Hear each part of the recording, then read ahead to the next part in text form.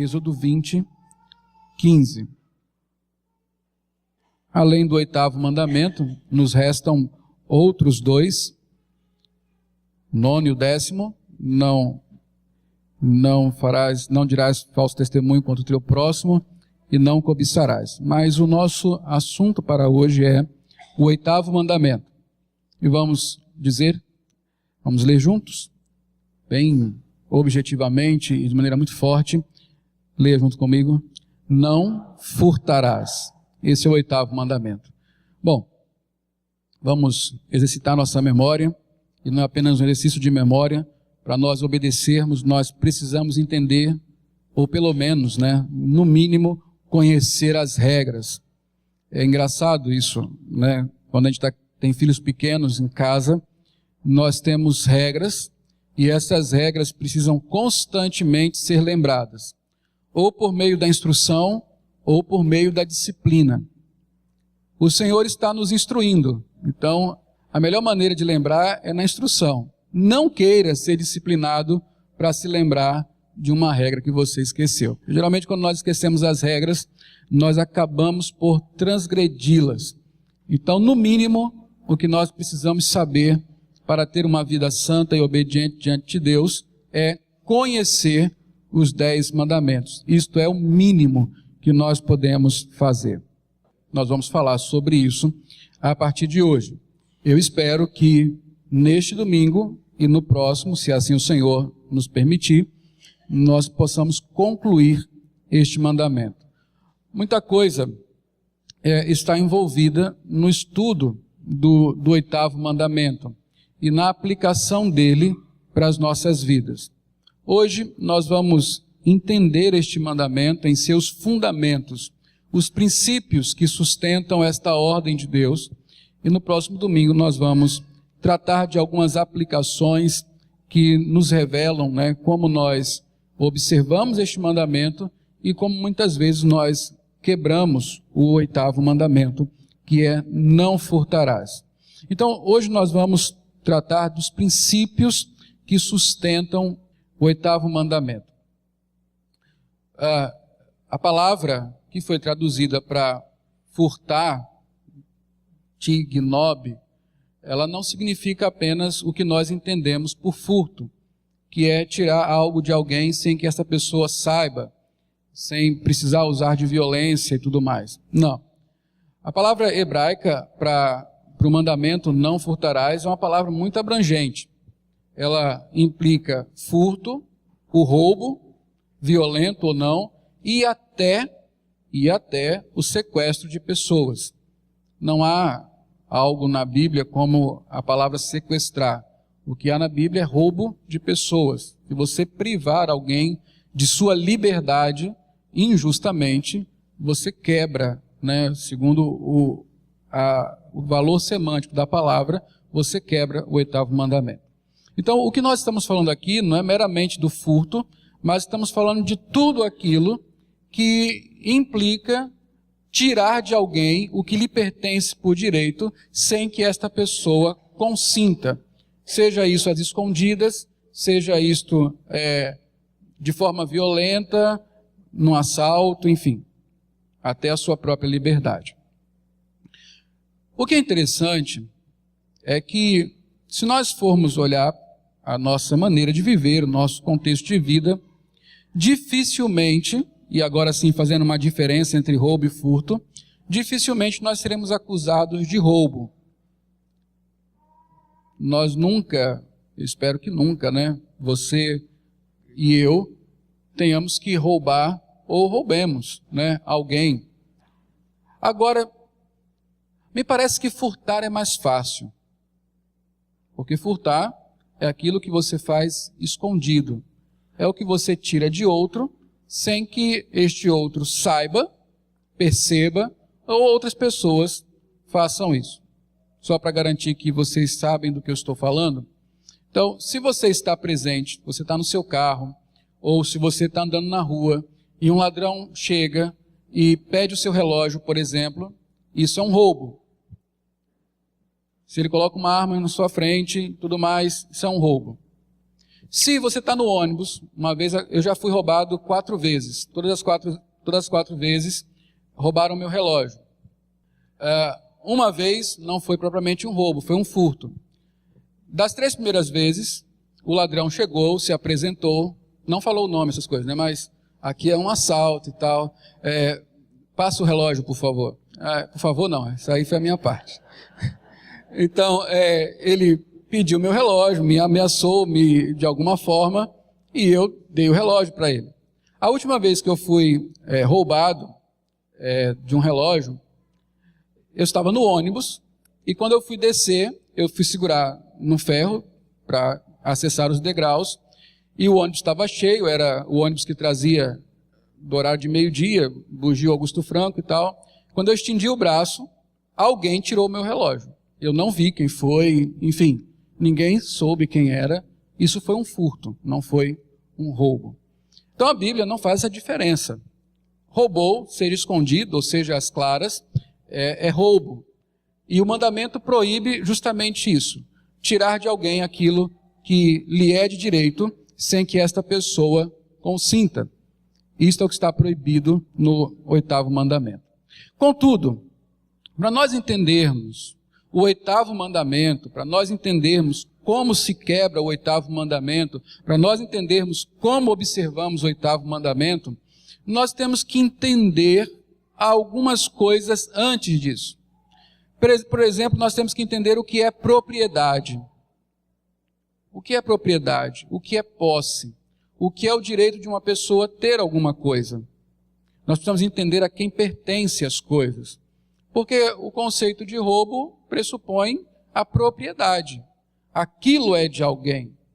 Nós precisamos entender uma outra coisa. Precisamos entender mordomia. O uso que eu tenho daquilo que me pertence. São 2 conceitos fundamentais para nós entendermos como o 8º mandamento, ele existe na nossa vida e como nós o observamos, como nós o quebramos. Então, a primeira coisa que nós precisamos entender é justamente sobre propriedade. Então, hoje nós vamos ter uma visão bíblica sobre propriedade. Você sabe que a propriedade é uma das discussões filosóficas, econômicas, políticas, das mais acirradas. Você tem comunistas de um lado, tem liberais do outro lado, disputando a respeito da propriedade. Se a propriedade deve ser comum a todos, não haver uma propriedade privada, mas o Estado dominar tudo e dividir para as pessoas conforme ele achar que é correto. Assim pensam os comunistas, os socialistas. Os liberais e capitalistas defendem que todo mundo tem direito a uma propriedade privada, onde ele pode usar daquela propriedade da maneira que lhe for conveniente e que ninguém tem o direito de tomar ou usufruir dela, senão o seu proprietário. E aí o mundo, a filosofia, a economia, a política, a sociologia vai se dividindo nesses conceitos, que nós vamos tratar melhor no próximo domingo. Mas a Bíblia, ela tem um conceito muito próprio a respeito da propriedade, a respeito do direito que as pessoas têm de ter uma propriedade e de usufruir dela, não conforme lhe seja conveniente apenas, mas da forma como isto pode glorificar a Deus e beneficiar outras pessoas. Uma visão bíblica sobre a propriedade vai nos revelar, primeiro, que Deus é o dono de tudo. Deus é o legítimo proprietário de todas as coisas. Então, eu vou ler aqui alguns versículos num trajeto bíblico entre o Antigo e o Novo Testamento, do Antigo ao Novo Testamento, para nós compreendermos como a Bíblia, de fato, afirma que tudo que existe tem um único dono, pertence a um único ser, e este é Deus. Gênesis 1, no capítulo 1, começa o fundamento de tudo. Gênesis, os irmãos já perceberam que quase todos os sermões em que nós precisamos estabelecer um princípio que rege a nossa vida, nós começamos em Gênesis, sobretudo o capítulo 1. E algumas pessoas acham mesmo que o capítulo 1 de Gênesis é história para criança. Gênesis é o livro dos fundamentos, é o livro dos princípios. Tudo que é correto para se fazer, o princípio de vida que Deus requer de nós, todos eles foram estabelecidos no livro do Gênesis. Sobretudo, os 2 primeiros capítulos, que são os capítulos que relatam a criação. Aí você vai entender, porque há um esforço tão grande para negar que Deus de fato criou as coisas. Por que as pessoas preferem acreditar em uma teoria furada que é o evolucionismo? Não é porque a teoria é mais científica ou pareça mais científica.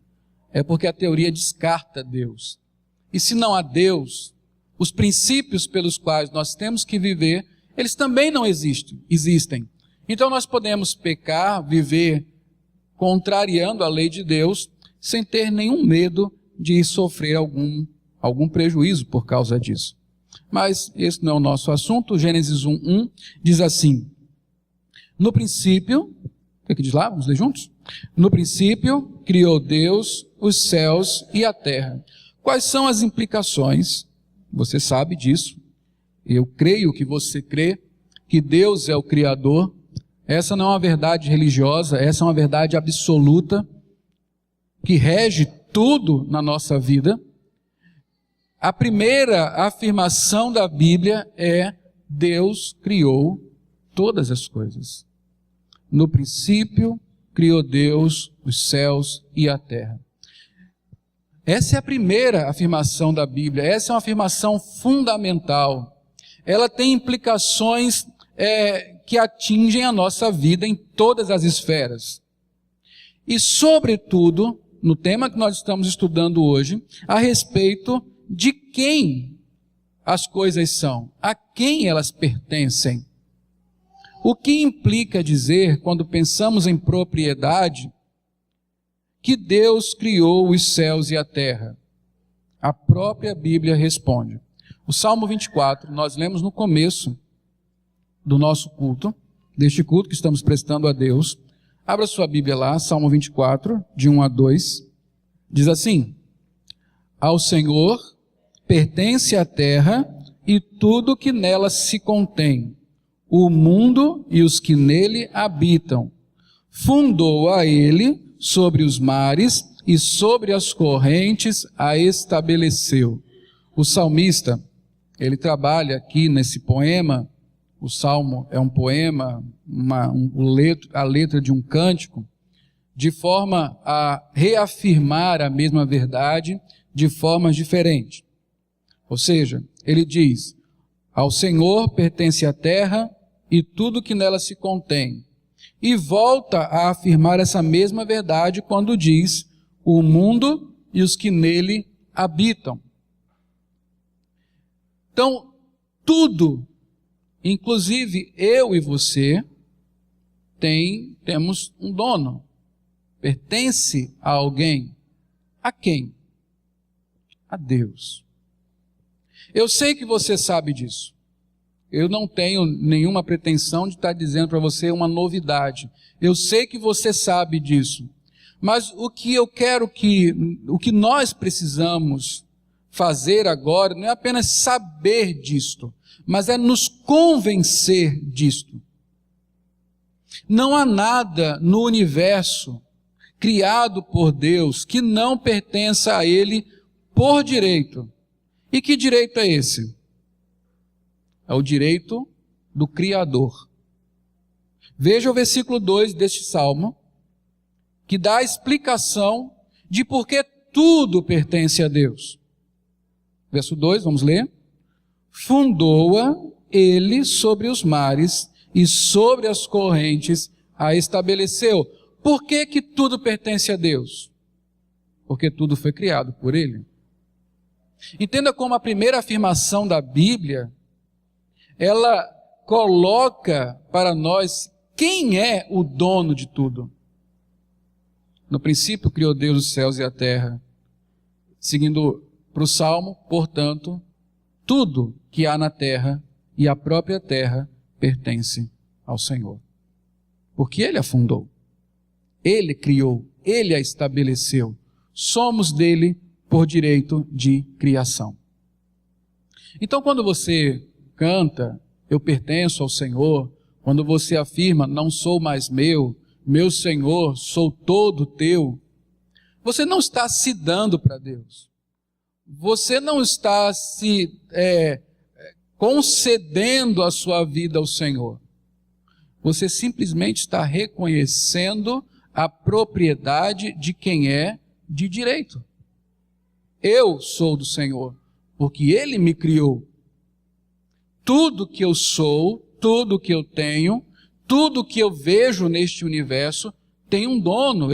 Isto pertence, essas coisas pertencem a Deus e principalmente à minha vida. Vamos ler mais alguns textos para confirmarmos este princípio de que Deus é o dono absoluto de todas as coisas. Atos dos Apóstolos, antes, 1 Coríntios 10, 26. Paulo aqui repete o princípio estabelecido no Salmo 24, e ele, numa frase muito clara, muito objetiva, reafirma. Ele diz: porque do Senhor é a terra e a sua plenitude, ou seja, o Senhor é a terra e tudo que nela há, a sua plenitude, todas as coisas. Atos 17, 24. Atos 17, 24. Então nós lemos assim: o Deus que fez o mundo e tudo que nele existe, sendo ele Senhor do céu e da terra, não habita em santuários feitos por mãos humanas. Observe esse texto. Veja como Paulo, ele explica aos gregos, lá em Atenas, quem é Deus? O Senhor que fez o mundo e tudo que nele existe. Qual é a primeira afirmação aqui de Paulo? Deus é o Criador. Consequentemente, Ele é o Senhor dos céus e da terra. O Senhor é o proprietário, o dono. Por quê? Porque Ele criou todas as coisas. Novamente, 1 Coríntios 3, 21 a 23, diz assim: portanto, ninguém se glorie nos homens, porque tudo é vosso, seja Paulo, seja Apolo, seja Cefas, seja o mundo, seja a vida, seja a morte, sejam as coisas presentes, sejam as futuras, tudo é vosso. E vós, vamos ler? E vós de Cristo, e Cristo de Deus. No final de contas, tudo é de Deus. Tudo pertence, em última análise, ao Criador. Por direito. Por direito. Então, olhe à sua volta, olhe para dentro de você, olhe para todas as coisas e tenha uma única certeza: estas coisas pertencem a Deus. Ele é o dono delas. Ele é o dono delas. Ele pode usar delas como quiser e bem lhe convier, porque Ele é o dono dessas coisas.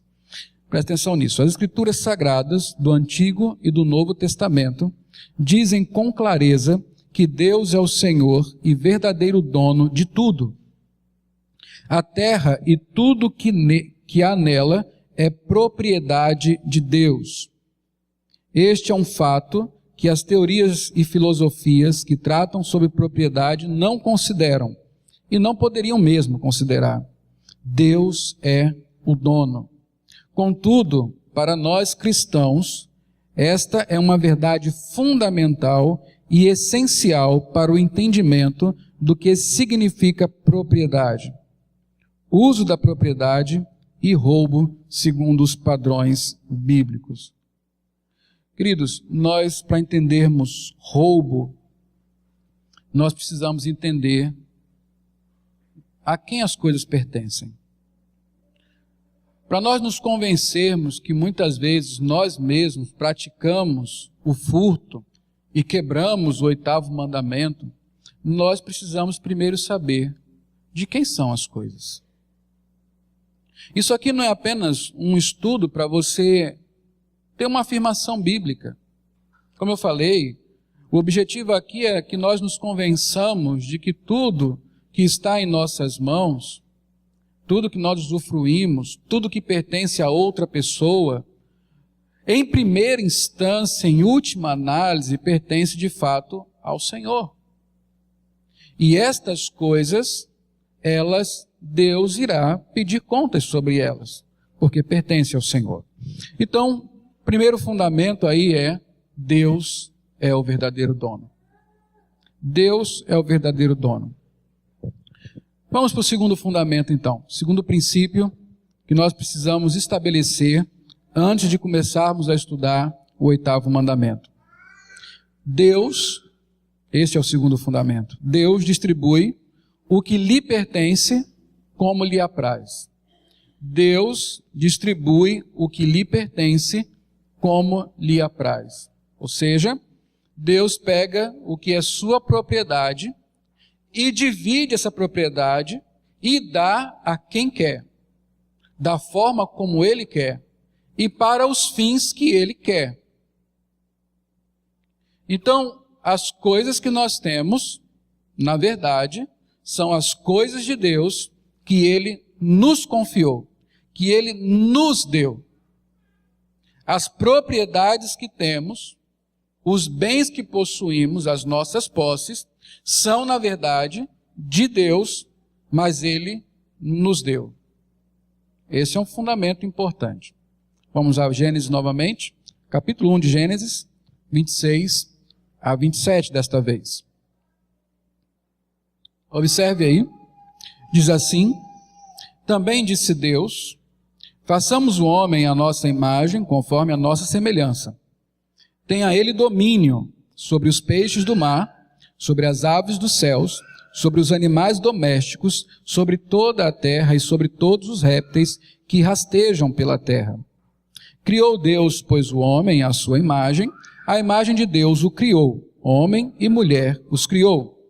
E Deus os abençoou e lhes disse: sede fecundos, multiplicai-vos, enchei a terra e sujeitai-a, dominai sobre os peixes do mar, sobre as aves do céu e sobre todo animal que rasteja pela terra. O que esse texto nos diz? Deus dá uma ordem a Adão e a Eva, que é a de estabelecer domínio sobre a terra.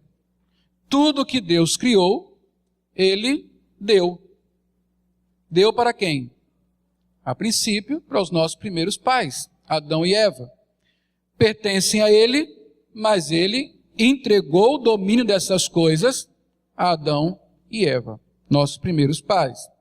Isso nos mostra que Deus é o proprietário e, como proprietário, Ele pode distribuir o que lhe pertence da forma como lhe agrada. Foi o que Ele fez com Adão e Eva.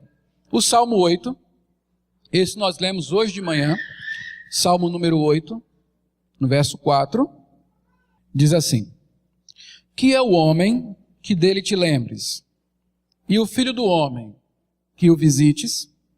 Fizeste-o, no entanto, por um pouco, menor do que Deus, e de glória e de honra o coroaste.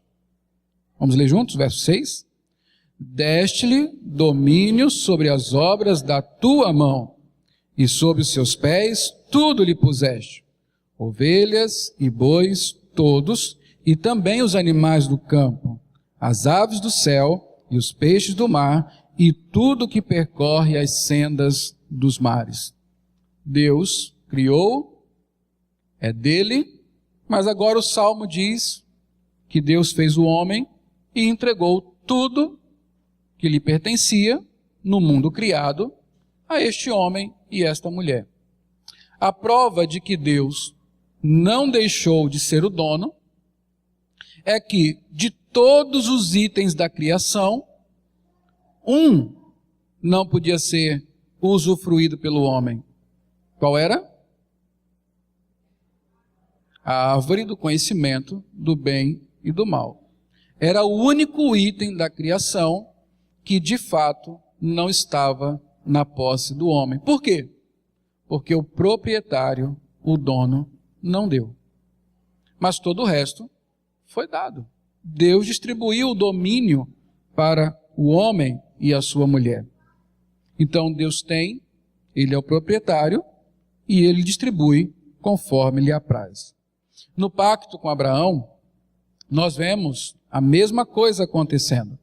Lá no capítulo 13 de Gênesis, abra sua Bíblia lá, a partir do verso 14 até o 15, diz assim: Disse o Senhor a Abraão, depois que Ló se separou dele: ergue os olhos e olha desde onde estás para o norte, para o sul, para o oriente, para o ocidente, porque toda essa terra que vês, eu te darei a ti, a tua descendência, para sempre. Lá em Números 26, de 52 a 56, nós lemos o seguinte: Disse o Senhor Deus a Moisés: a estes se repartirá a terra em herança segundo o censo. A tribo mais numerosa darás herança maior, a pequena herança menor. A cada uma proporção em seu número se dará a herança. Todavia, a terra se repartirá por sortes, segundo os nomes das tribos de seus pais. A herdarão. Segundo a sorte, repartir-se-á a herança deles entre as tribos maiores e menores. Então, o que nós vemos lá no Antigo Testamento, quando Deus estabelece o seu povo, que Ele começa a estabelecer esse povo através da aliança que fez com Abraão, Deus fala: olha, está vendo toda essa terra? Na direção que você olhar, eu vou dar essa terra para você. E por que Deus fez isso? Ele não era dono de imobiliário, ele não era dono de construtora, ele era o dono de tudo. E ele resolveu que aquela porção de terra pertenceria a Abraão e a sua descendência. Mais tarde, muito tempo depois de o povo ser levado cativo para o Egito, Deus salva este povo e distribui aquela mesma terra em 12 porções, uma para cada uma das tribos de Israel. O Senhor dividiu a porções maiores para tribos maiores, porções menores para tribos menores, ou seja, Ele dividiu conforme lhe foi conveniente, porque é dele e Ele dá a quem quer e da forma como quer. Nós não podemos esquecer disso, meus irmãos. Deus, Ele distribui os seus bens conosco, mas da forma como Ele quer. E Ele nunca é injusto, porque dá mais para um, aos nossos olhos, e menos para outros. Ele dá segundo a nossa capacidade, segundo os seus propósitos, segundo aquilo que Ele acha que é o melhor. E certamente Deus sabe o que é melhor, porque Ele é sábio. No Novo Testamento nós vemos justamente isso sendo explicado. Mateus 25, versos 14 a 15, nós vamos ver esse conceito de propriedade sendo distribuída a outros nas parábolas de Jesus. E uma dessas é a que está em Mateus 25, 14 e 15. Olha o que o Senhor falou. Pois será como um homem que, ausentando-se do país, chamou seus servos e lhe confiou seus bens. Entendeu aí? Um homem rico, dono de várias posses, chamou os seus servos e confiou a eles, os seus bens. É isso que Deus faz. Ele reúne seus servos e confia a cada um deles os seus bens. Aquilo que ele tem, ele distribui. A um deu 5 talentos, a outro 2, e a outro 1. A cada um segundo a sua própria capacidade. Não foi tudo igual. Foi segundo a capacidade de cada um. conforme o julgamento do dono. E então partiu. Este é o conceito daquele que é proprietário e distribui. E Jesus usa essa parábola para explicar o reino. E é assim que Deus faz. Ele tem a sua propriedade e distribui aos seus filhos. Nesse segundo princípio, o que está estabelecido é a legitimidade da propriedade privada. Ainda que todas as coisas pertençam a Deus, de fato, à medida que o Senhor as distribui, elas passam a ser de quem as recebeu, daqueles que as receberam. Então, a Bíblia fala de propriedade privada. A propriedade privada é aquilo que eu tenho porque Deus me deu. E se Deus me deu, me pertence de fato. E ninguém pode usurpar de mim aquilo que me foi dado. Nem a inveja, nem um conceito de justiça social forjado em algum conceito humanista. O que quer que seja, o fato é que Deus confiou a cada pessoa propriedades, e essas propriedades são delas, são privadas. Certamente cada um de nós, no uso daquilo que Deus nos deu, terá que prestar contas a Deus. Mas o fato é que a Bíblia nos ensina que Deus distribuiu bens aos homens, segundo as suas capacidades, segundo o julgamento do próprio Deus, e isto é particular de cada um. Quando olhamos para o Novo Testamento, quando olhamos para o 8º mandamento, na perspectiva de que Deus é o proprietário, que Ele distribui conforme lhe apraz, os sentimentos que nos levam ao roubo, como inveja, cobiça e outras coisas parecidas com estas, caem por terra por sabermos que o ser Criador do universo, totalmente, absolutamente sábio, foi quem distribuiu as coisas. Ainda que hoje nós vivamos numa realidade caída, e esta distribuição não conforme Deus, mas deturpada pela ganância humana, ela se torne muitas vezes injusta, nós precisamos entender que temos que respeitar a propriedade do outro. Porque dessa forma, respeitamos a propriedade do próprio Deus, que foi quem distribuiu conforme lhe apraz. A posse de bens, segundo a Bíblia, se dá legitimamente de duas maneiras. A primeira delas, pelo trabalho. A Bíblia diz que o trabalhador, ele é digno do seu salário. Jesus ensina isso, Paulo repete o ensinamento de Jesus. Digno é o trabalhador do seu salário. Se eu sou recompensado pelo trabalho diligente, honesto e legítimo que faço, eu tenho direito ao meu salário e com o meu salário eu tenho o direito de adquirir aquilo que eu posso adquirir. Sejam os bens para o meu sustento, seja uma casa, um carro, uma propriedade maior. A Bíblia não condena a posse de coisas, a Bíblia não condena o enriquecimento. O que a Bíblia condena é um enriquecimento e a posse de coisas de forma ilegítima. A Bíblia, inclusive, diz que o preguiçoso vai empobrecer, porque o preguiçoso não trabalha.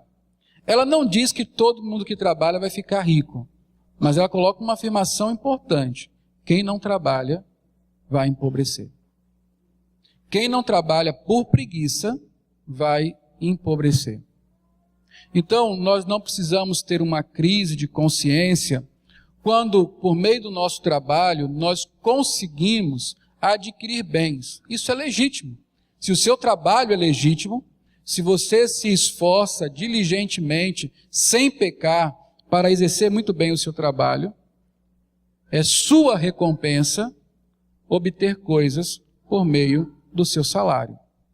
Então, a Bíblia e a forma de Deus distribuir aquilo que lhe pertence é recompensando pelo trabalho realizado aqueles que trabalham diligentemente. Esta é a forma bíblica de Deus distribuir as coisas que lhe pertencem. Uma outra forma legítima que nós encontramos na Bíblia é a herança. Pais que deixaram um legado legítimo, fruto de um trabalho legítimo para seus filhos. Não há pecado nenhum em herdar as coisas.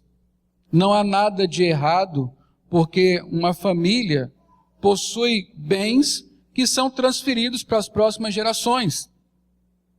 Não há erro nenhum nisso. Logicamente, se estes bens foram adquiridos de forma legítima.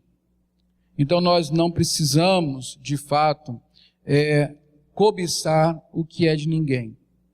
Se você não nasceu numa família rica e não tem um legado a herdar para a próxima geração, a Bíblia nos diz para trabalhar. Trabalhar para legitimamente receber a recompensa pelo seu trabalho. E o seu trabalho pode lhe levar a ter coisas. Pode lhe fazer rico, inclusive. A Bíblia estimula o empreendedorismo. A Bíblia diz que homens, eles devem ter uma ambição sadia. Qual é a ambição sadia? É aquela força em nós que nos tira do comodismo. Porque quando falta completamente a ambição, nós não temos nada para correr atrás. Nós simplesmente sentamos e esperamos as coisas acontecerem. Isso não é saudável. Isso leva à preguiça, isso leva à improdutividade. A ambição sadia, na medida certa, move-nos a querer algo melhor, a conquistar coisas, a oferecer coisas melhores para a nossa família. E, logicamente, se isso não ocupa o nosso coração, isso deve ser feito. A Bíblia nos estimula a fazer isso, para que nós possamos usufruir dos bens que Deus pode nos dar. O salário do trabalhador é a sua recompensa legítima pelo seu trabalho. Então, essa é uma das formas como Deus distribui o que lhe pertence para aqueles que trabalham diligentemente, sobretudo. Então nós temos um primeiro princípio, Deus é o dono de tudo. Temos um segundo princípio, Deus distribui o que lhe pertence como lhe apraz. Vamos para um terceiro princípio, o último, que é Deus nos chama para servirmos como mordomos. Deus nos chama para servirmos como mordomos. O que isso significa? O Senhor, que é dono de tudo e nos dá as coisas que temos, Ele quer que nós usemos estas coisas de uma determinada maneira, porque Ele nos dá, mas não deixa de pertencer a Ele. Ele nos dá para que nós administremos essas coisas, não para que nós as tomemos como se fossem unicamente nossas, para fazer delas o que quisermos e bem entendermos. Não. O Senhor nos confia os seus bens para que nós administremos para Ele. Então vamos ver na Bíblia, Gênesis 2,15, diz o seguinte: tomou, pois, o Senhor Deus o homem e o colocou no jardim do Éden para cultivar e o guardar.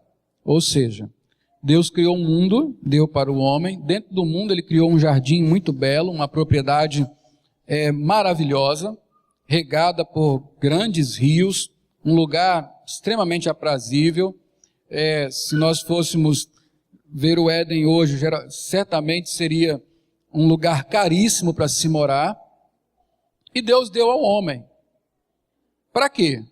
Para que o homem entrasse no Éden e usasse dele como quisesse, bem entendesse, sem se preocupar em preservá-lo, sem se preocupar em cuidar dele, apenas extraindo daquela propriedade que lhe foi dada como ele quisesse. Não. Deus colocou o homem lá para quê? Para ele cultivar e guardar aquele lugar.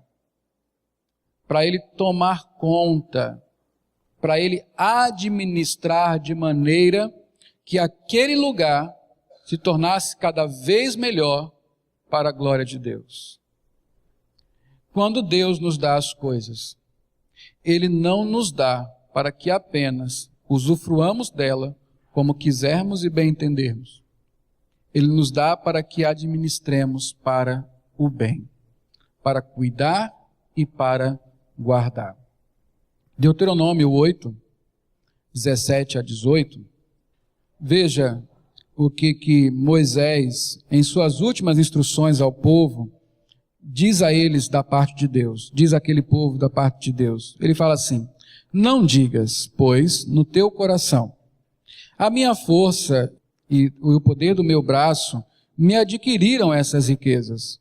Antes, te lembrarás do Senhor teu Deus, porque é Ele o que te dá força para adquirires riquezas, para confirmar a sua aliança, que sob juramento prometeu aos teus pais, como hoje se vê. Nesse princípio da mordomia, nós precisamos entender que as coisas que nós temos, que foram conquistadas pelo nosso trabalho suado, elas não são conquistas nossas de fato. Bom, mas eu não trabalhei. O senhor não acabou de dizer que quando eu trabalho, é digno, é direito que eu receba a minha recompensa? Isso é verdade.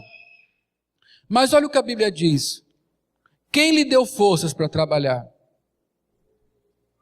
Se você trabalha criando, quem lhe deu a inteligência para criar? Quem abriu o campo de trabalho onde você atua? Então você não pode dizer que eu simplesmente conquistei porque o meu braço era forte. Você tem que dizer, eu conquistei porque Deus me deu força. Porque Deus me deu engenhosidade. Porque Deus me deu um emprego. Porque Deus me deu um país em uma condição financeira onde o meu emprego e o salário que eu recebo me permitem ainda adquirir algumas coisas. No fim das contas, meu irmão, se o Senhor não agir, nós não adquirimos, nós não conquistamos, nós não temos. A grande ilusão é eu me apegar a alguma coisa e dizer, isso é meu porque eu conquistei, isso é seu porque Deus lhe deu. É um absurdo você pensar contrário disso. E isso nos leva então ao capítulo 12 de Lucas, versos 42 a 48. Entenda que aquilo que você tem não é seu para você usar da forma como você quiser, mas é seu para você administrar para Deus. Lucas 12, 42 a 48, diz-nos assim: disse o Senhor, quem é, pois, o mordomo fiel e prudente, a quem o Senhor confiará os seus conservos, para dar-lhes o sustento a seu tempo? Bem-aventurado aquele servo, a quem seu senhor, quando vier, achar fazendo assim. Verdadeiramente vos digo, que lhe confiará todos os seus bens. Mas se aquele servo disser consigo mesmo, meu senhor tarda em vir, e passar a espancar os criados e as criadas, a comer e a beber e a embriagar-se, virá o senhor daquele servo em dia em que não o espera e em hora que não sabe, e castigá-lo-á, lançando-lhe a sorte com os infiéis. Aquele servo, porém, que conheceu a vontade de seu senhor e não se aprontou, nem fez segundo a sua vontade, será punido com muitos açoites. Aquele, porém, que não soube a vontade do seu senhor e fez coisas dignas de reprovação, levará poucos açoites. Mas aquele A quem muito foi dado, muito lhe será exigido. E àquele a quem muito se confia, muito mais lhe pedirão. Jesus Cristo está ensinando sobre mordomia. Pessoas a quem o Senhor da casa confiou certas atividades, certas responsabilidades e bens, inclusive. E para que ele confiou isso? Para que aqueles outros servos fossem cuidados por esses a quem foi confiado os seus bens. Foram confiados os seus bens. Esse texto também nos diz que haverá um dia de prestação de contas, quando Deus irá chamar os seus servos e vai perguntar o que eles fizeram a respeito das ordens que receberam, dos bens que lhes foram confiados, o que eles fizeram. Se eles foram diligentes no uso dessas coisas, buscando cuidar dos outros servos menores, ou se eles não atenderam ao desejo do seu senhor e começaram a usar os bens do seu senhor de forma dissoluta, bebendo, comendo demais, gastando demais, desperdiçando com prazeres mundanos. O que esse texto diz é que o Senhor virá e irá castigar os servos infiéis. Então, meus irmãos, nós precisamos olhar para as coisas que temos e entender que estas coisas vêm junto com elas responsabilidades para nós. Não há nada que eu tenha, que junto com esta coisa não haja uma responsabilidade que recai sobre mim. Porque eu estou recebendo de Deus para fazer algo que Ele quer com aquela coisa. Se eu compro uma casa, junto com aquela casa, há uma responsabilidade de mordomo que recai sobre mim. Como eu usarei aquela casa? Para que fins? Um dia desse, uma jovem de outra cidade mandou uma mensagem para mim perguntando se morar sozinha é pecado. Minha resposta foi: depende. Por que você quer morar sozinha? Por que você quer ter uma casa só sua? Se o que você pretende com essa casa só sua, que você vai adquirir e vai usufruir dela, é fazer coisas sem que seus pais saibam, é fazer coisas que os seus pais não aprovam e nem Deus aprova, isso é pecaminoso. Se o seu desejo em ter esta casa é construir uma independência para fazer o mal, isso é pecado. Não é para isso que Deus vai lhe dar uma casa. O carro que você tem, as roupas que você tem, os filhos que você tem, os relacionamentos que você tem, a igreja que você tem, tudo que Deus lhe deu, a sua própria vida, todas estas coisas um dia serão cobradas de nós, porque elas trazem consigo responsabilidades no uso delas. E o uso destas coisas não deve simplesmente atender ao meu desejo, aos meus prazeres. Antes, o uso destas coisas devem atender aos interesses daquele que me deu estas coisas, Deus. Elas devem ser para a glória dele. Nós quebramos o 8º mandamento. Nós roubamos quando nós pegamos as coisas que Deus nos deu, seja o que for, e usamos de maneira que não glorifica o seu nome. Nós quebramos o 8º mandamento. Pode ser as suas coisas, pode ser o seu dinheiro, pode ser o seu carro, a sua casa, a sua roupa, a sua família, pode ser tudo que é seu. Mas se você não usa essas coisas para a glória de Deus, você quebra o 8º mandamento. Você não é um bom mordomo. Eu acho que já contei a história aqui.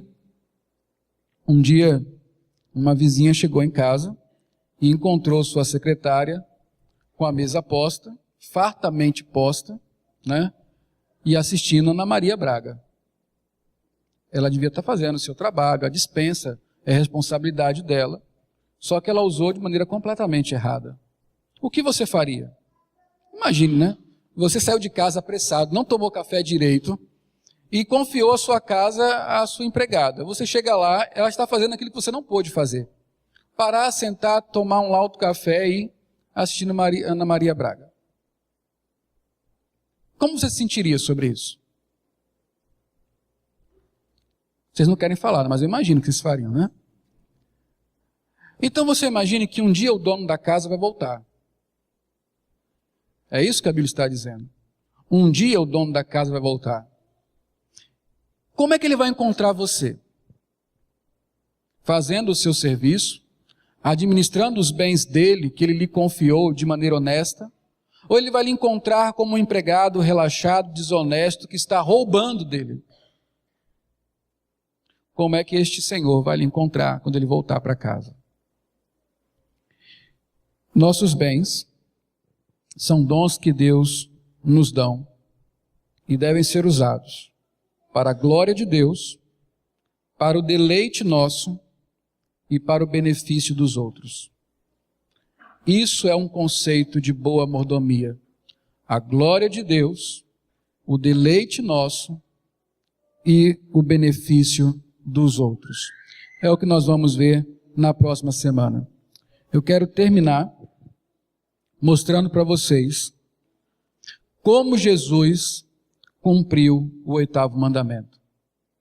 Como o nosso Redentor não apenas disse que nós devemos cumprir a lei, mas como ele mesmo foi um cumpridor do 8º mandamento. Como é que Jesus obedeceu o 8º mandamento? Primeira coisa, Jesus reconheceu que tudo pertence a Deus. Esse não é o primeiro princípio? Tudo é de Deus. Deus é o dono de tudo. Olha o que Jesus fala, Mateus 11, 27. Diz assim: tudo me foi entregue por meu Pai. Tudo me foi entregue por meu Pai. Ninguém conhece o Filho, senão o Pai. Ninguém conhece o Pai, senão o Filho, e aquele a quem o Filho quiser revelar. Ele está dizendo que tudo que ele tem, tudo que lhe foi confiado, pertence ao Pai. E o Pai lhe deu. João 3, 35 a 36. João 3, 35 a 36. Diz assim, Jesus Cristo falando: o Pai ama ao Filho e todas as coisas tem confiado em suas mãos. Por isso, quem crê no Filho tem a vida eterna. O que todavia se mantém rebelde contra o Filho não verá a vida eterna, mas sobre ele permanece a ira de Deus. Olha a afirmação de Jesus Cristo: o Pai ama o Filho, ele é o Filho. E todas as coisas tem confiado às suas mãos. Pedro diz que Jesus, pela glória do Pai Celestial, recebeu honra, glória, poder, majestade. O próprio Cristo diz que toda autoridade, todo poder lhe tinha sido dado nos céus e na terra. Cristo se diz o Senhor de tudo. Cristo mostra o seu domínio, o seu senhorio nos evangelhos, quando ele tem poder sobre os poderes espirituais, os demônios, sobre as enfermidades, quando ele cura, sobre a natureza, quando ele manda o mar e o vento se acalmarem. Ele mostra o seu poder, ele mostra o seu domínio.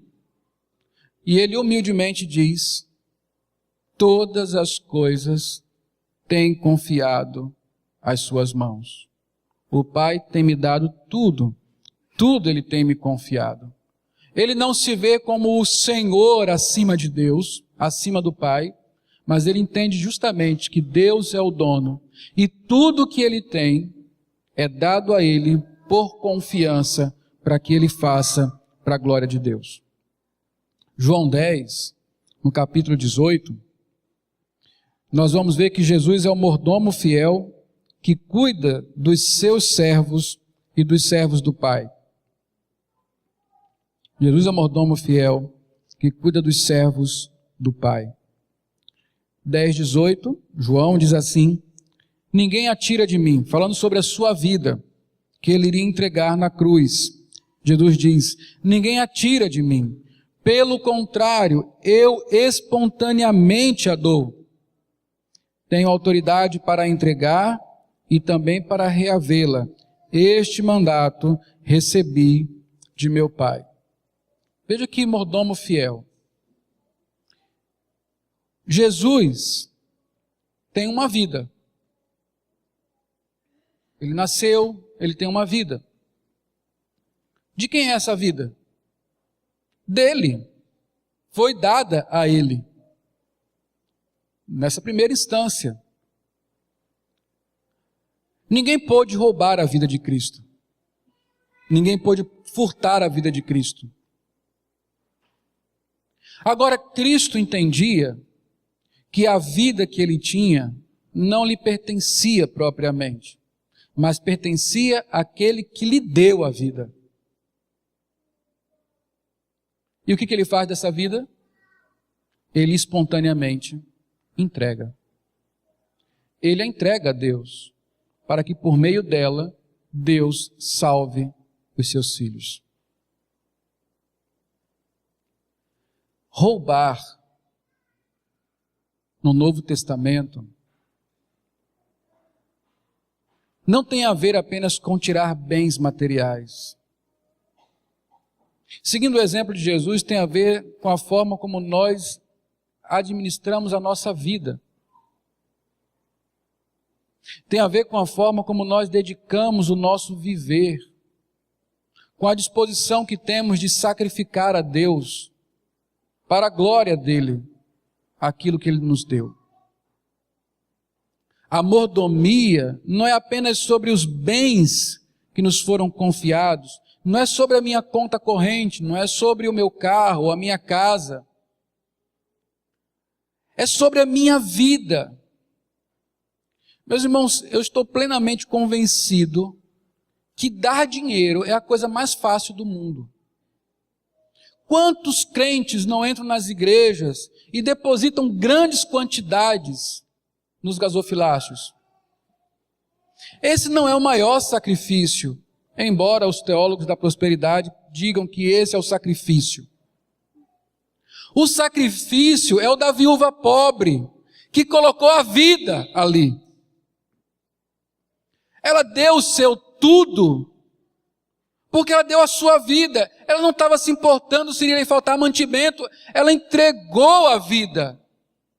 Ela, de alguma forma, nos fez olhar o que Cristo fez, porque Cristo deu a vida. Ele não veio nos dar o seu reino, Ele não nos veio dar saúde, Ele não nos veio dar dinheiro, Ele não nos veio dar propriedade, Ele veio nos dar a vida. Porque Ele não foi um ladrão da glória de Deus, porque Ele não roubou o que era de Deus, porque Ele não deixou de ser um mordomo fiel, Ele foi à cruz, deu a vida. E porque Cristo não quebrou o 8º mandamento, nós temos vida. Porque Cristo não quebrou o 8º mandamento, nós temos vida. Ele entregou a Deus o que era dele e o que devia ser feito. Ele administrou de maneira fiel. João 17, 4-8. Para nós terminarmos.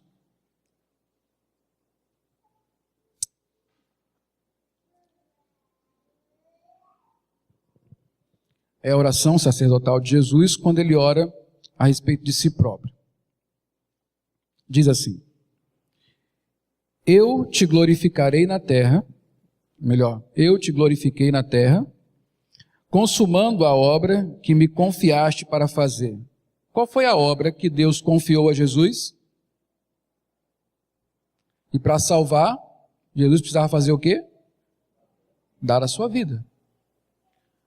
A cruz aconteceu, antes de ser para a nossa salvação, aconteceu para glorificar a Deus. Deus está dizendo, eu te glorifiquei na terra, completando a obra, consumando a obra que me confiaste para fazer um bom mordomo. E agora, glorifica-me, ó Pai, contigo mesmo, com a glória que eu tive junto a ti, antes da fundação, antes que houvesse mundo. O que Cristo está pedindo no versículo 5 é que Deus lhe recompense pelo trabalho que ele realizou. Lá em Isaías 53, lá no finalzinho do capítulo está dito assim, ele verá o fruto do seu penoso trabalho. Jesus está dizendo aqui que o trabalhador é digno do seu salário. E o salário que ele está pedindo a Deus é que devolva a ele aquilo que ele tinha antes da fundação do mundo, a glória. Um bom mordomo deve ser recompensado. Versículo 6, manifestei o teu nome aos homens que me deste no mundo. Os homens, seus discípulos, os salvos, não são deles, não são de Cristo, são de Deus, que deu a Cristo. E ele usou esses homens, não para serem seus escravos, mas para manifestar o nome de Deus para eles, para fazê-los conhecer o verdadeiro dono de tudo. Eram teus, tu nos confiaste, e eles têm guardado a tua palavra. Agora eles reconhecem que todas as coisas que me tens dado provém de ti, porque eu lhes tenho transmitido as palavras que me deste, e eles a receberam, e verdadeiramente conheceram que saí de ti, e creram que tu me enviaste. Quando eu pego as coisas que eu tenho, assim como Cristo, e as uso para manifestar Deus para os homens, os meus bens se transformam em um grande outdoor da bondade, da misericórdia e do amor de Deus. Deus tem lhe dado coisas, muitas ou poucas, para alguns mais, para outros menos, segundo a economia de Deus. Bendito seja o nome do Senhor. A questão é, o que você tem feito com essas coisas? Você que tem pouco pode estar achando que não deve fazer nada porque é pouco. A Bíblia diz, se for fiel no pouco, sobre muito te colocarei. Talvez você que tenha muito, acha que é muito para dedicar ao reino de Deus. A quem muito é dado, muito será cobrado. O que você tem feito dos seus bens? Por que você quer conquistar mais coisas? Pelo que você trabalha? Quem é o dono de tudo para você? Quem é o dono das suas coisas? Como você se vê no dia da prestação de contas? Deus irá pedir contas de tudo que Ele lhe confiou. Você está pronto para encontrar com o Senhor? Deve ser uma coisa terrível para um ladrão quando ele é pego em flagrante. Que não aconteça conosco. Amém?